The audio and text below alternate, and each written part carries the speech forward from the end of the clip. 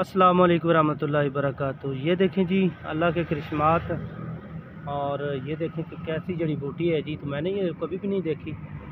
अगर आप लोगों को इसकी फार्मेशन के बारे में पता है तो आपने जो है मुझे ज़रूर आगाह करना है। तो इसके ये नोकदार जो है ये इसके ऊपर कंडे हैं जी, यानी ये खराशदार है, इसके अंदर बीज हैं जी। ये देखें, ये मैं कोशिश कर रहा हूँ निकालने की, बहुत मुश्किल है। और लेकिन ये पौधा जो अभी सूखा हुआ है, तो इसके बारे में अगर आप लोगों को कोई परमिशन हो तो आपने जो है मुझे ज़रूर बताना है जी।